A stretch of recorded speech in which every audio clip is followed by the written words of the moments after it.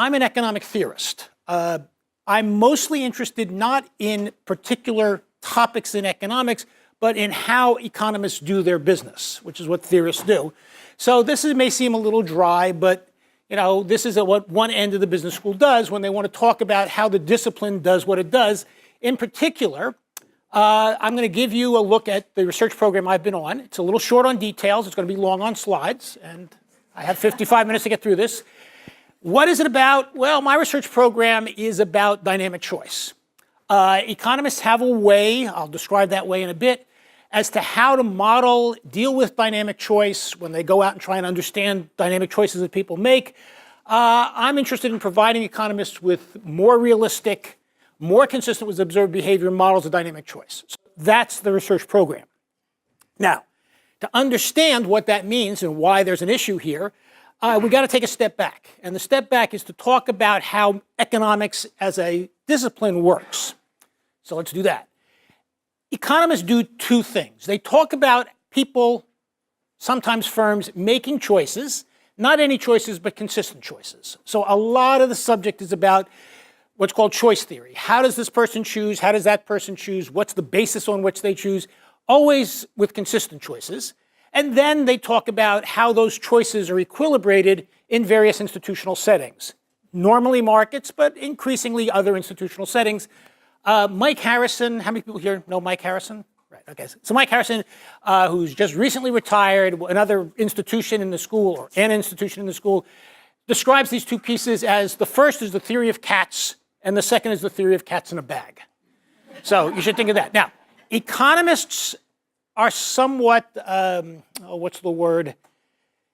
They like to extend their influence wherever they can. And so they sometimes, instead of calling them consistent choices, they say it's rational choices. And I think it's a bad, the implied pejorative is that choices that don't conform to the economic model are irrational. That's bad language. I'd like to avoid that language. So I'm going to use the word consistent choices. So there's choices, and then there's the equilibration. I'm all about the choices part of the subject. So what is consistent choice to an economist?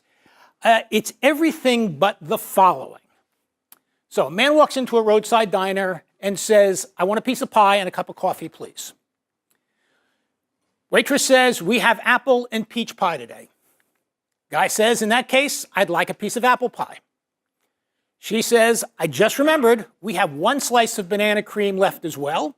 And he says, you also have banana cream? Well, in that case, give me peach. Okay. Right. That's the one thing that economists don't want to deal with.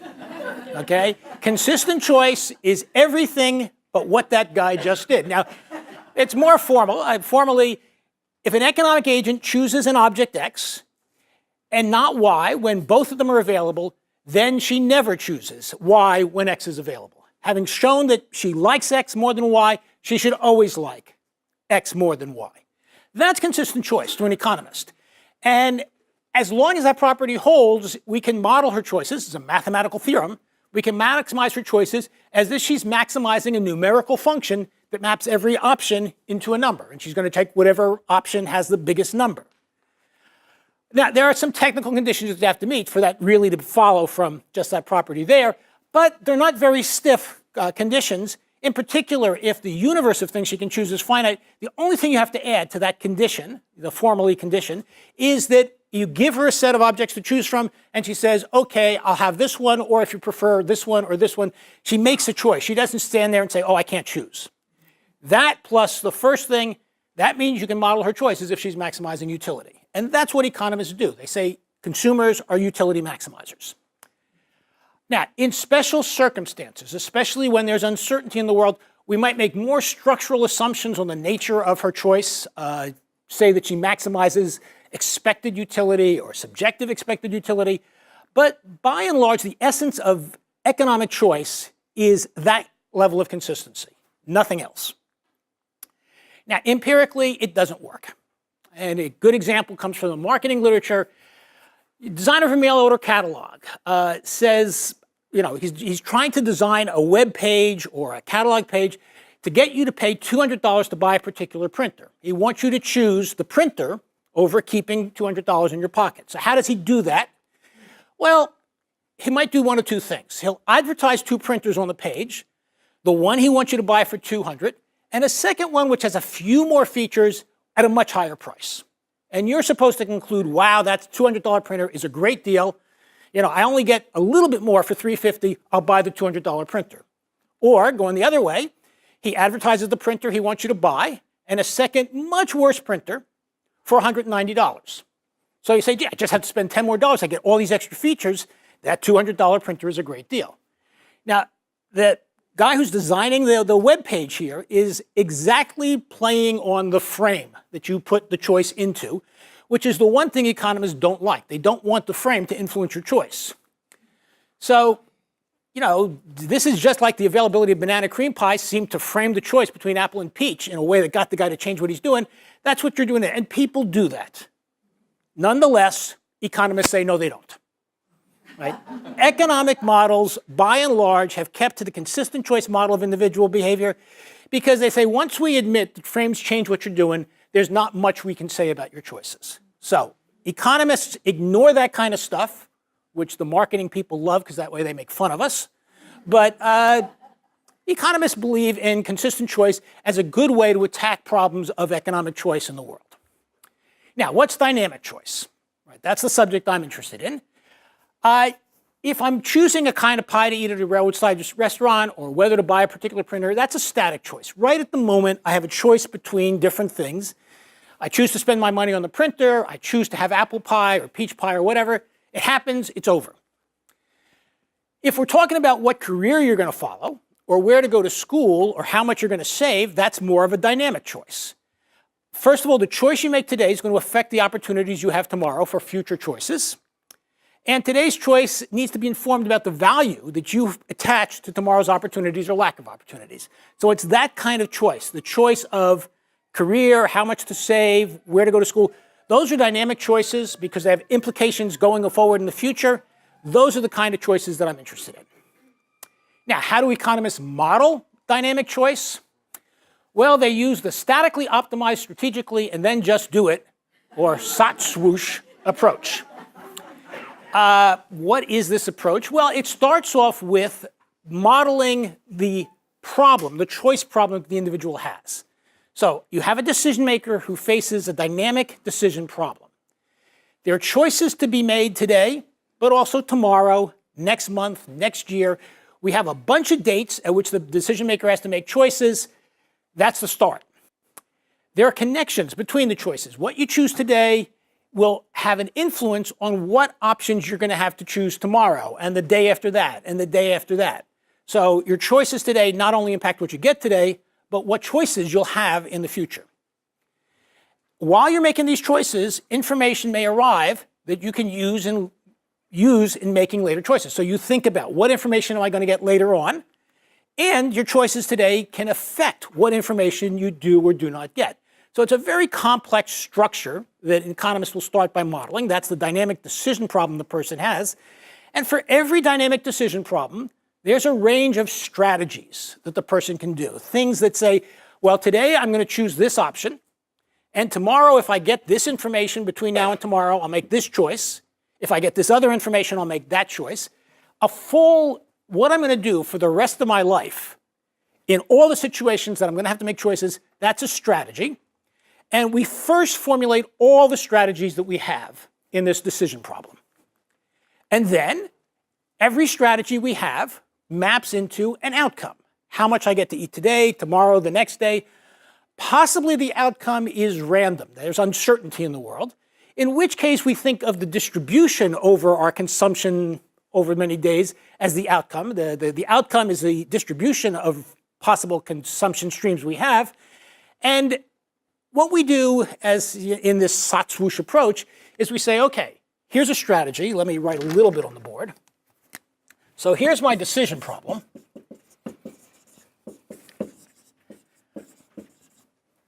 With a whole bunch of structural stuff. And that gives us a set of strategies. Now, each strategy gives us an outcome. what we're going to get. So that's outcome from strategy number one. This is the outcome from strategy number 7,321,000. I mean, lots of strategies. Typical decision problem in the finance literature goes on forever. You have an infinite number of strategies. And what you do is for every strategy you have over here, you figure out what will be the outcome for me. And then you say, I've got preferences or utility over the outcomes so that I look at every strategy I could do. I look at what outcome it produces. I look at how good an outcome that is for me. I figure out that this is the outcome, this is the outcome. Out of all the possible outcomes I could have from all the possible strategies, that's the outcome that maximizes my utility, which means this is the best strategy to play. That's what I'm going to do. And then mindlessly, I just implement that strategy through time. So you choose at the outset, right? Where I'm sitting at this decision problem. I'm about to choose where to go to school that has an impact on my career. I think through the entire scheme of my life. What's going to happen to me for the next, 60 years? What are the strategies I could have for 60 years? What's the outcome from every strategy? Which of those outcomes do I like the best? That means I should go to Dartmouth, where I went. Once I have that strategy in mind, I just do it.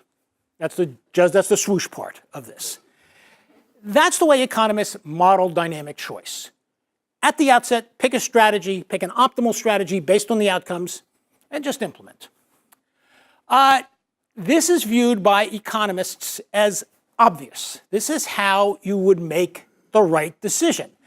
And it's so obvious, I've written a couple of economics textbooks. In every economics textbook I've ever written, I discuss the problem of dynamic choice and what is the standard approach. I don't call it satswoosh in the books, but that's essentially what it is.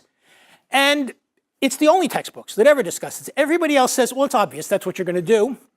It's just unworthy to talk about the assumptions that go in to this particular way of viewing dynamic choice. So, before I get to that, nobody really believes that people sit down trying to pick a college, thinking through their entire lifetime. It's an as-if model. And the idea there is that it's not how people think about things, but the way they behave is as if that's what they did. A good example here is you go back to utility maximization, the basic model of economics. I mean, if you read an economics textbook, it says when you go over to the grocery store, you got money in your pocket, you got a list of things you might buy, you consult your utility function, you consult your budget constraint, you optimize subject to a budget constraint. Now, nobody does that, right? You go down the aisle with your cart, you look at something, you say, that looks good, I'll put that in the cart. Occasionally what happens is you go down another aisle, you say, oh, that looks even better, and you go back to the aisle and put something back. You make your choices sort of as you go along. Well, economists say, okay, that's how you make choices, but it's as if when you're in Safeway, you're maximizing your utility subject to a budget constraint. It's not how you think about it, but it's the net result of what you do. And there's a famous analogy, which is due to Milton Friedman, that says that, well, let me give you a good example of an as-if model. Trees in the spring decide where to put their leaves. And a good as-if model of how trees set their leaf canopy is as if they're maximizing their exposure to sun over the course of a day. Now, trees don't really do the calculation, right? I mean, trees have trouble with simple sums. But if you model the setting of a leaf canopy as if a tree was maximizing it, it turns out to be a pretty good and useful model of how the tree will set up its leaf canopy. So this is viewed as an as-if model. It's not how people make choices. People don't sit down and think about things this way, but their choices are as if they do this. And so maybe that works at Safeway. There's empirical evidence on both sides, evidence that says, yeah, people roughly conform as if they were maximizing utility subject to a budget constraint. The marketing guys come in and tell us about the way they design mail-order catalogs to make this model not work. But in particular, the question I've asked for many years now is a good as-if model of dynamic choice? Is there something about the dynamics of the choice that says that the sot-swoosh approach is not a good as-if model. So that's what I'm interested in, is not so much what's the answer to that question. I say the answer to that question is no. It's really, what are the reasons it's not a good model, and then what are you going to do about it? So I've got 3 reasons that I think it's not a good as-if model of dynamic choice. First of all, people's tastes change. Okay, you're making a decision here, where to go to school, stuff like that.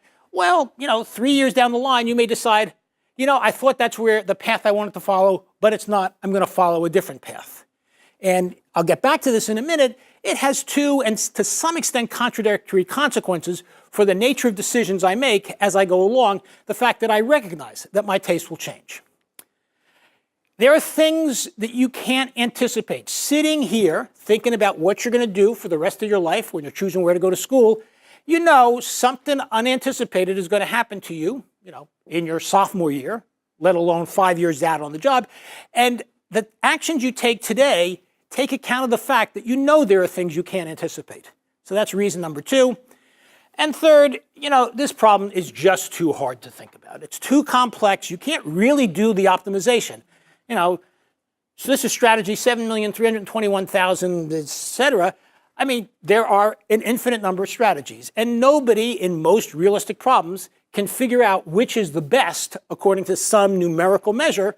So you couldn't do this if you wanted to, if you had all the data.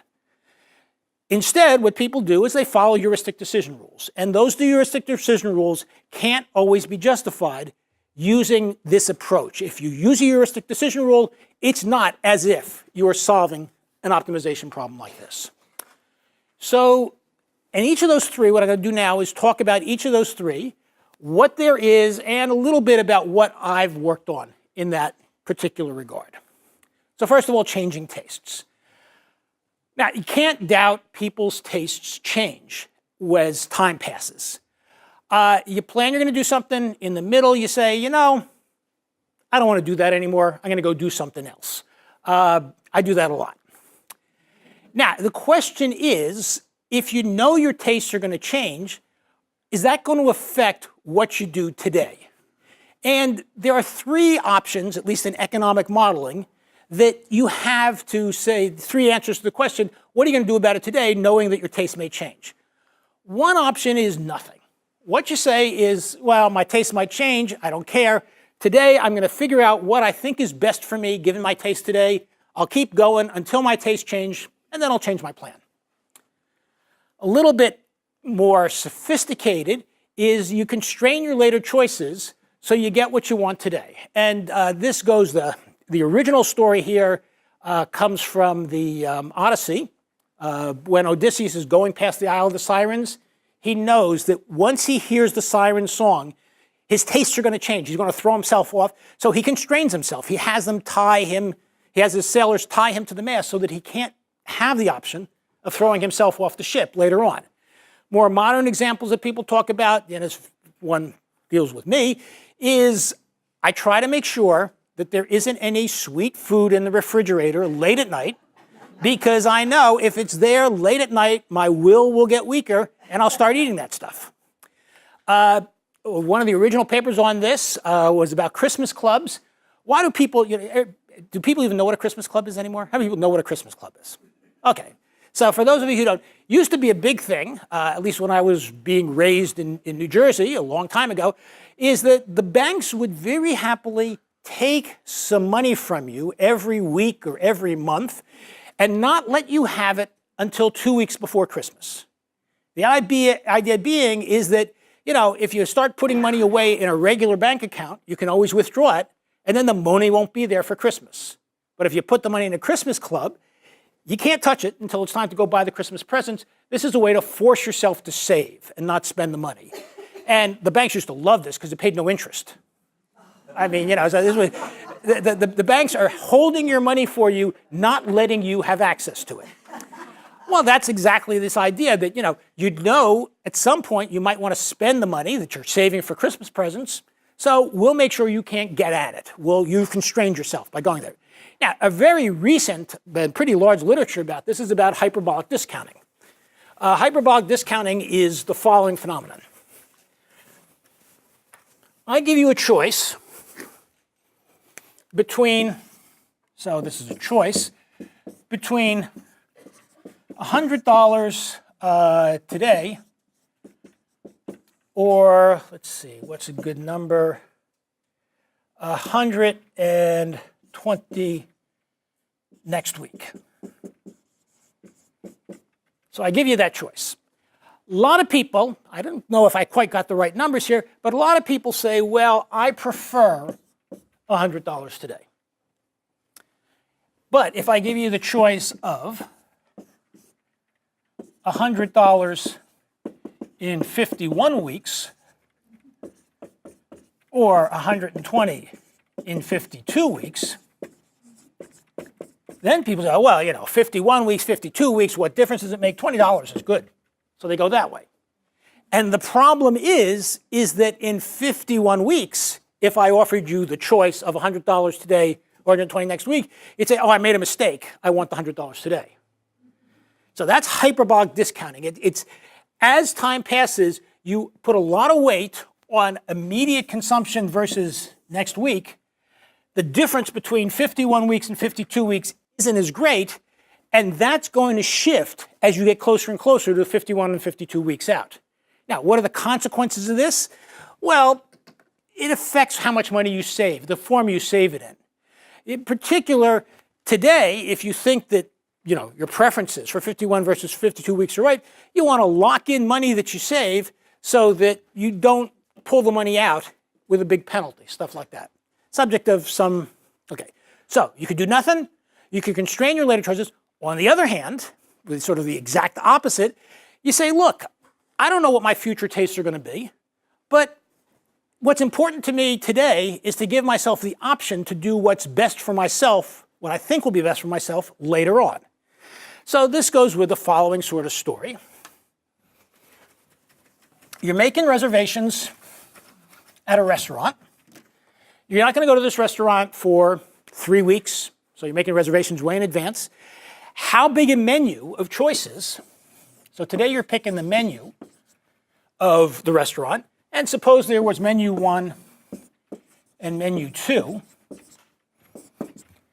And you look at menu 1, you say, yeah, there's some good stuff there. Menu 2, there's some good stuff there. On balance, I prefer menu 1 to menu 2, so this one is better. But if there was a super restaurant that had menu 1 and 2, all in the same menu, why not go with this in case something on that menu 3 weeks from now is going to have a lot of appeal to me? So that's, I prefer for flexibility.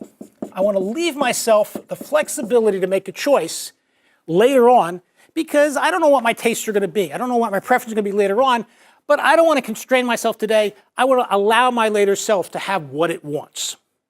So that's completely different from number 2. Number 2, you're saying what I want today is what I want to force myself later on to have. Now you're saying, well, what I'm going to want later on is what I should allow myself to have. Two very different ways of dealing with the idea that tastes are changing. So my interest in this, the constrain your later self, the thing that goes with hyperbolic discounting and Christmas clubs, it's a big, important topic. Lots of work has been done in economics. Not me. This is not something I've ever worked on. Instead, I work on the 2 other things, the 2 other directions. The leave yourself flexibility direction, well, a paper I wrote back in 1979, a long time ago, says, okay, if you think your tastes are going to change, exactly what is the form that this preference for flexibility will take? So trying to say mathematically, how do I put together a formal model, which is what economists do, how do I put together a formal model of this kind of preference for flexibility where it's being driven by the fact I don't know what my future taste will be, and I want to give my later self the chance to make a choice. So that's one thing I've worked on. The other thing is something I'm working on right now, which I find very fascinating. This comes out of my 10 years as Senior Associate Dean. I'm very interested in motivation.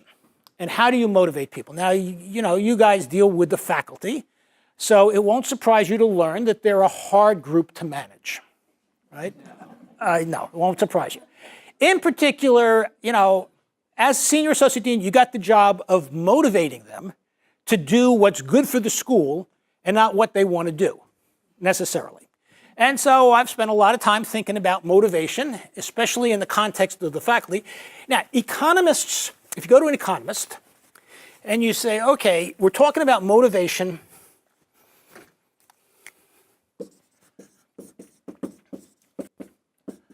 on the job. Motivating faculty members of the GSB to spend time thinking about their teaching, actually put some effort into teaching the MBAs, not spending all their time doing research or whatever else it is they do. You say to an economist, I've got a question about motivation on the job. An economist, a standard economist says, I know the answer to your question. The answer to your question is incentives.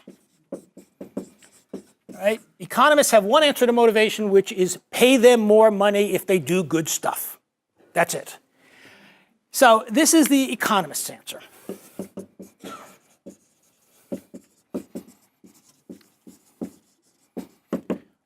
Promise more money if the employee does good stuff.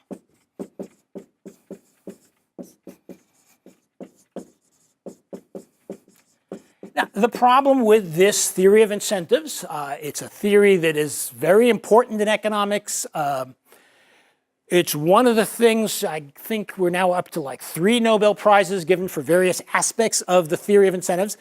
The big issue in incentive theory is when good stuff happens, do you know that it's because of what the employee did? If there's uncertainty between what the person tries to do and what the outcome actually is, promising them more money if they do good stuff, well, what it should say, if the employee seems to have done good stuff, and that introduces uncertainty into the employee about their compensation. If I tell my fellow instructors or fellow professors, I will pay you more money if I'll give you a bonus if your teacher ratings are very high. They can try to get their teacher ratings very high, but it might not work, and they don't like the uncertainty in their compensation. Worse than that, another problem with this is that if I tell them, I'll give you a lot more money if your ratings get high, what are they going to do? They're going to start pandering to the students. Right? I don't want them to pander to the students. It's just that I can't tell whether the high ratings are due to pandering or to the fact that they're actually teaching a better course.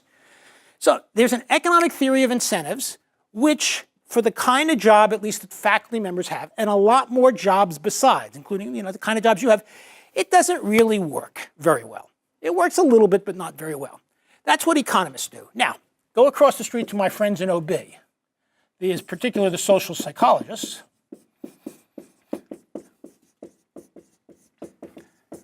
They have very different theories about motivation. They have theories that talk about self-determination and self-perception. And in particular, let me give you an illustration of this, which is a hospital in Boston called Beth Israel. Anybody here from Boston? No. Okay. So, Boston has a lot of hospitals. In particular, there's a little district of town known as the Hospital District, which has Massachusetts General and Brigham and Women's and Beth Israel. And there's one more of the 4 is hospital called Deaconess. All of these are the Harvard Medical School teaching hospitals. They are the hospitals that, people who are at Harvard Medical School go and staff, they take rounds there, stuff like that. Residents at these hospitals are connected to the Harvard Medical School, stuff like that.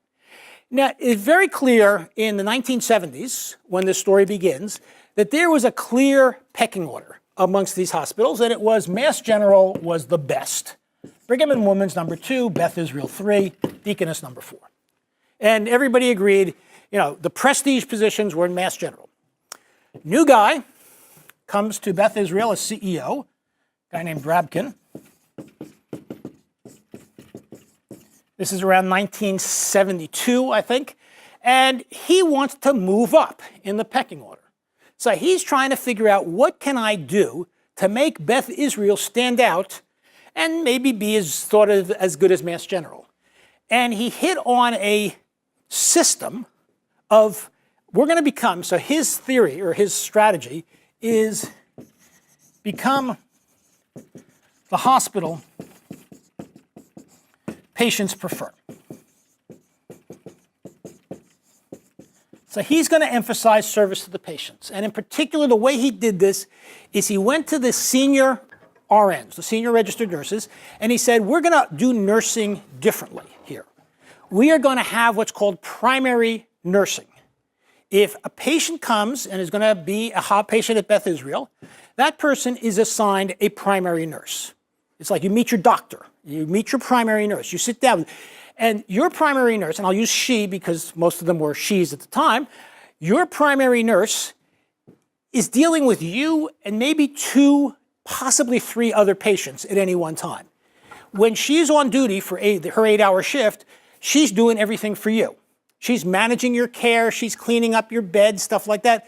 But she's also the center of your care. The doctors talk to her about what needs to be done next for you. When she's off duty, the 16 hours a day she's off duty, she's still on call if there's an issue about you. You know, primary nurses would get phone calls at 3 in the morning saying, the family of one of your patients has a concern, talk to them. Okay, now, did they give the nurses more money for doing this? No. And the net result of this is that the nurses loved it. They thought this was great. The queue to become a primary nurse at Beth Israel for people who are nurses at Mass General, Brigham, or Women's just got bigger and bigger and bigger. What they did is they enriched the job content. Being a nurse, you were doing something. You're doing something important. You were getting psychological rewards for doing that something important. And the nurses responded really, really well to that. Now, it's a great story, except there's a very bad outcome, or bad ending, which is primary nursing is a little more expensive. And as times change, subsequent CEOs said, well, we've got to get rid of primary nursing. It's too expensive given the way we're compensated. And as you can imagine, it was a disaster. They made a psychological contract with the nurses, which they then broke. And breaking a psychological contract is much worse. Well, okay, so this all fits in with the psychological theory of self-determination, which says people will give you better output. Employees will give you better output if they have more self-determination, if they're doing something as important, they perceive as important, if they're connected to other people doing the same sort of thing, and also with the theory of self-perception, which is people, when they do stuff, they try and figure out after the fact, why did I behave in this particular way? If they did it because they got a bonus, they say, I'm doing it for the money. And then they will continue to do things for the money. Whatever it takes to get the bonus is what they'll do. If, on the other hand, they say, they do it because my patients are important to me or because I love the work, they will increasingly love the work. They will think that their patients, they'll internalize the welfare of their patients more. Well, that, from economic terms, as social psychologists don't think of it this way, but from a point of view of economics, what is that? That's what you do and how you do it, and what reward you get for it changes your tastes, changes your utility function. So one of the projects I'm working on, and not meeting with greatest of success because my colleagues in economics really don't like to talk about changing tastes that much, but what I'm trying to do is convince them that things like this are real, they're important, and I won't go into all the ways I tried to manipulate my colleagues when I was associate dean, but I was trying. This is more important motivational force than the stuff that economists say is important. But if you want to talk about it in economic terms, you have to talk about changing tastes and the way people's tastes change. What changes them? How do they change? And that takes you from economics into psychology. You got to understand social psychology, cognitive psychology, and try to import that to economics. So one of the things that I'm doing right now, one of the things that I think is very important for economics, is to try and do better on how tastes change, and then what's the impact on that for dynamic choice. Okay, so that's number one, changing tastes. Unanticipated contingencies. In the SAS-swoosh model, every contingency that might ever be realized is anticipated, and each one is given its probability. This has probability 1 in 10 million. This one has probability 1 in 1,000. You do a grand optimization over all those things. Now, formally, you could have things that you don't anticipate. It's just that you make no allowance for them, in the decisions you make today because they have zero probability, you thought. Now, there's a sub-branch of economics called transaction cost economics. One of the great pioneers of this is a guy up at Berkeley named Ollie Williamson. And point out, Ollie got the Nobel Prize for all the work he did on transaction cost economics, which says, you know, the standard economic model, the Satswoosh model, applied to relationships between two firms, or relationships between an employee and an employer, doesn't make any sense because the world is not driven by the things you can anticipate. It's driven by the things you can't anticipate in a long-term relationship. And so what's important in understanding when a relationship will be efficient or not is not what do you plan is going to happen, but how do you plan to meet the things that you didn't anticipate. That's what transaction cost economics is all about. It's about the governance structure, which is who has which decision rights when decisions later on have to be made that you didn't anticipate. So, you know, that's what that's why unanticipated contingencies is important. And my contribution, as I go back to this paper I talked about before about preference for flexibility, viewed one way, say, I want to model the idea that my taste will change. What are the consequences for the choices I make over menus? This goes the other way. It says, if I see the choices that you make over menus, and you have preference for flexibility, what are the consequences for how I model your choices? What sort of expected utility model do I use? And so there's a paper in 1979, follow-up papers in 86 and 92. I won't go into a lot of details about this because this is old business for me, but trying to come to grips with the idea that there are unanticipated contingencies that you prepare for, very important in economics and in long-term relationships, very important to dynamic choice, and not something that economists have been very good at, with the exception of the people who follow Ollie. And then finally, there's complexity and heuristics. What's the issue here? Well, most dynamic decision problems are amazingly complex. In fact, they're far too complex for any economist to solve. So when you have papers in economics that talk about dynamic decision problems, you have one of two choices. You either assume that the consumers in your model of economy, are solving problems that you know you could never solve. And there's a whole literature on general equilibrium that assumes people sitting here today, a lot of finance is this way too, people sitting here are making portfolio decisions, making projections of future prices of things. Nobody can make those projections. But we assume our agents can, and we derive results based on the assumption that they can. Oh, okay. Or, when you want to be a little more structural, you only deal with the kinds of problems that you can solve, which is tremendously limiting in the range of dynamic decision problems the economists will actually talk about. So let me give you an example of a problem that's pretty simple to describe and pretty difficult to solve.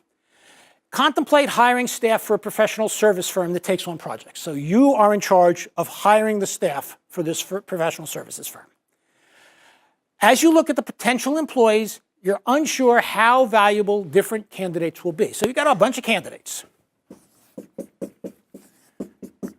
There they are. And they all are carrying their CVs. And they all have letters of recommendation. That's not going to tell you exactly how good they're going to be. And it's certainly not going to tell you how well they'll work together. Will this guy with this CV and these letters of recommendation, will these people work well together or not? So how do you find out who's good, who's not? Well, you hire them, you set them to work, and you see how it goes. So the question is, you look at the CVs, you look at what information you have, you know you don't have complete information, and then you got to decide, who do I hire? Okay, very standard problem. And it's not just hiring people, it's what tools do you use, what assets do you provide for yourself. Questions at the outset is how many people do you hire on your team? Do you want to build in some redundancy? And in particular, suppose you need, there's this particular specialty. So these people are part of a specialty. You need one person on your team with that specialty. You've got, let's say, 3 candidates. You don't know which one of those 3 candidates is going to be the best. So should you hire 2 of them and find out? Should you just hire one and hope that person works out? Understanding that if you hire one person and they work out kind of okay, you got no information about how those 2 guys are going to do. If you hire 2 of them, at least you'll have information about how good each of them is, and then you can make a choice. Very simple problem to describe. Impossible to solve. You cannot solve, if I formally describe this with a model, with uncertainty, stuff like that, this is an example of what's called a multi-arm bandit problem.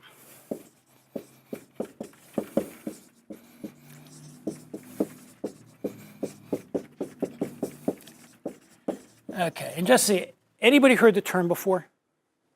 1, 2. Okay, so what is a multi-arm bandit problem? It's called multi-arm bandit problem because it's about a slot machine. So here is a slot machine in Las Vegas, which has the following weird characteristic for a slot machine. There's an arm on this side, and there's an arm on this side. And here's the slot where you put your money, you put your coin in, and that enables you to pull one arm or the other. But you can't pull both. Now, you don't know what is the return from this arm of the bandit. You don't know what the return is from that arm of the bandit, and the only way you can get information is by pulling the arm. So suppose, let's take a very simple case, suppose you knew that this arm wins, 10% of the time. And you think this arm wins 5% of the time, or 14% of the time, and each of those is equally likely. Well then, if you're only going to pull one arm once, this arm is better on average. But if you got a little bit of time, maybe you want to try this arm a few times, collect statistics on how often it wins, and see, am I getting the 14% machine? Because then I know that's the machine I want to play. That's the arm I want to play.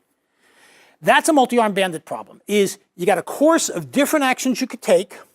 You're not sure what the returns from each course of action is, and the only way to find out is to try it. Well, this is a multi-arm bandit problem. Now, the solution, how do you optimally play the multi-arm bandit? This was a very difficult problem for years and years. When I started in 1975, sort of at the business school, when I was in graduate school in 1972, this was an unsolved problem in any sense. Nobody knew how to solve this problem. And then a guy came along named Gittins who said, well, in the very special case where there's no information about this arm in what goes on there, and vice versa, where the arms, the uncertainty about them is independent. You don't learn anything about one arm by pulling another arm, then here's how you solve the problem. And it's a beautiful solution. I mean, it's a brilliant piece of work.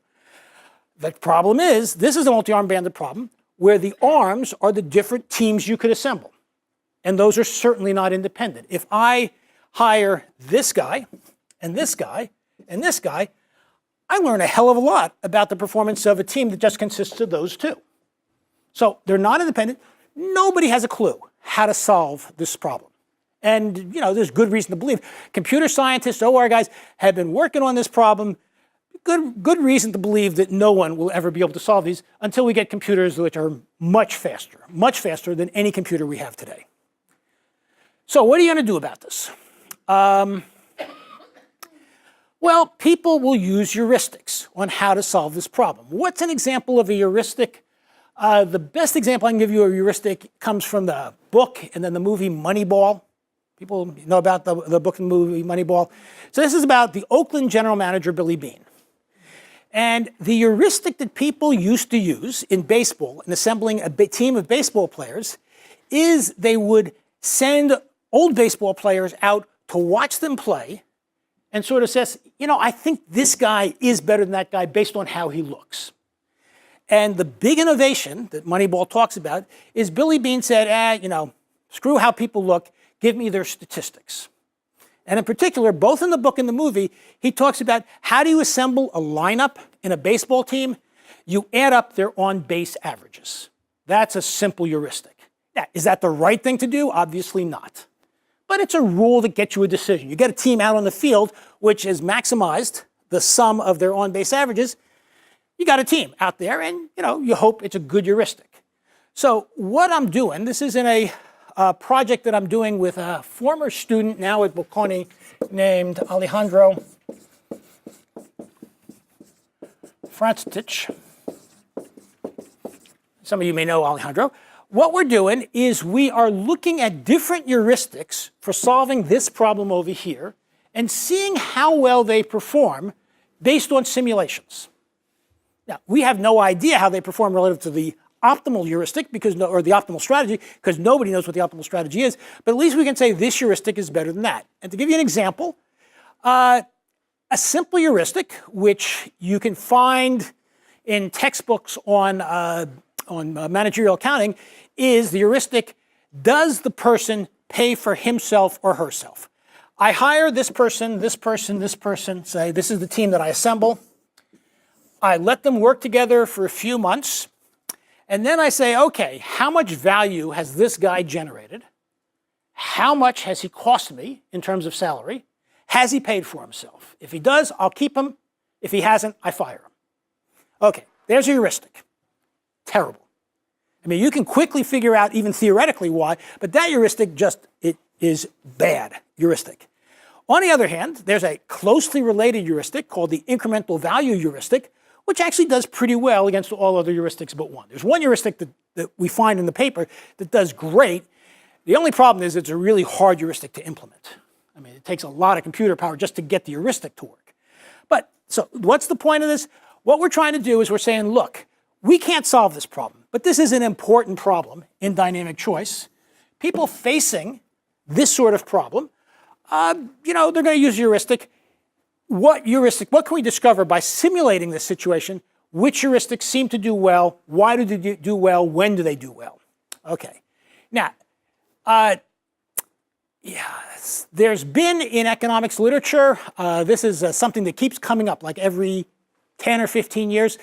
There was a period of time in the late 70s through the late 80s where people were interested in heuristics for learning what information can be gained from market prices. And I've got one paper there with Margaret Bray, although Tom Sargent, who used to be at Hoover and the economics department, has now gone to NYU. Tom is the real hero of this particular literature. In particular, if you have a taste for books in economics, Tom has this brilliant book called The Conquest of American Inflation, which describes what happened in the end of the Carter administration and the early days of the Reagan administration. Why is it that all of a sudden we got rid of stagflation? We got rid of the inflation part of stagflation. His story is basically that the way economists thought about modeling the economy was with a heuristic called ordinary least squared regression. So they were regressing. They knew the model that they were using, the statistical model they were using, was not right, but it was close. And so we'll pretend like it's right. We'll do what it says. And basically what he said is when you run ordinary least squared regression on the data they were looking at, they got lucky. Right? The policy prescriptions that came out were just, by luck. They got a series of numbers that told them to do what was right. They never would have figured it out on their own. Very nice book. Then, a few years later, there was a literature on how to play games against random opponents. And this is something I wrote a bunch of papers with a guy named Drew Fudenberg on. And now, as I said, I'm looking at precisely this kind of problem, precisely this problem over here with Alejandro. Okay, so I've got 5 minutes left, and I was hoping to leave a little bit of time for questions, but here's my bottom line. Dynamic decisions made by economic actors, they're the most important decisions, economic decisions that people make, and they're the ones that we really want to understand the best. Unfortunately, the way that economists go about trying to understand those decisions, they use the Sasswoosh model, they use it over and over again, and it's inadequate, even as an as-if model. It just doesn't really capture what goes on. This has been a 30, 40-year battle. Mainstream economists resist moving away from Sasswoosh because they think, well, you're not being rational anymore. We know what rationality is, and this is saying people behave irrationally, and if we do that, we'll become sociologists and we'll get paid like sociologists. Don't want to do that at all. But, the business of economics, I should say, the business of economics ought to begin modeling how real people make economic decisions and not how some ideal people from another planet do so. And if that gets us sociologist salaries, that's too bad. So, I've spent 40 years nibbling around the edges of dynamic choice. I hope the discipline will begin to take some bigger bites out of this subject because it's really, really important and they don't do a good job of it at all.